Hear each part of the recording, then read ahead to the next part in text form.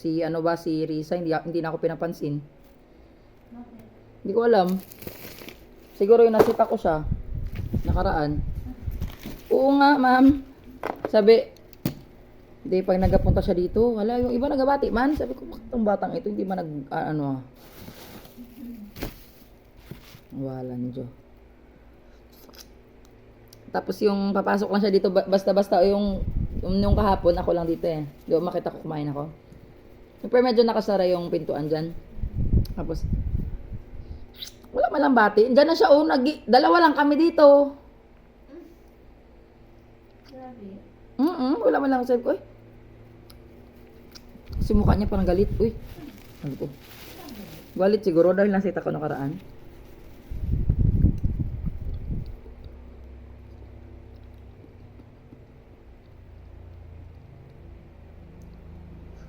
Ano kaya mo? Wala siya. Na bunot mo na ulit? Maganda.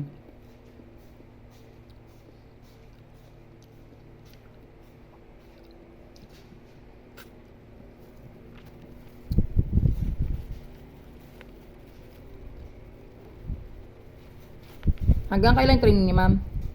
Biyernes. Aroy, di Lunes pala, dito na siya. Ha? Lunes pala, dito na siya.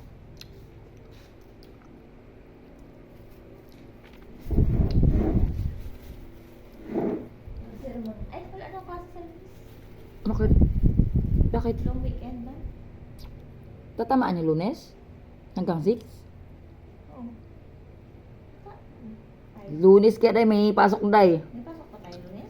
4-5 ay 4-5 Huwebes, Biyernes. Ay, 4-5 Sabado, Linggo. Ang 6 lang Lunes. Parang Lunes at may pasok na ha.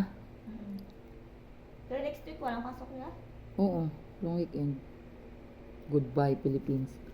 Goodbye Palawan. Saan ka? Manila.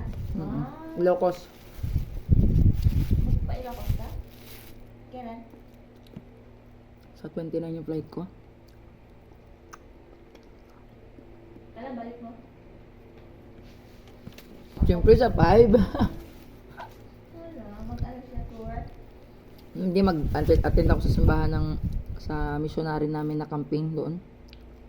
Makapag-charge man lang ng espiritu natin.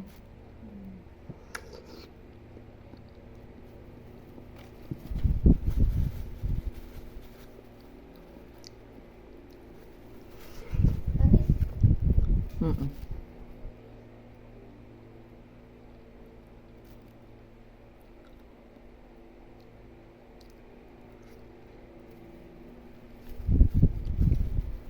Pagdating ko sa rotonda kanina, hulihan nga.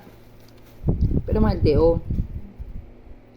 LTO ng Brooks lang. May helmet naman ako. Sabi ko, siyempre, bilhin ako ng mangga doon sa unahan. Ano yun nahuli nila? May helmet lang ata, ma'am.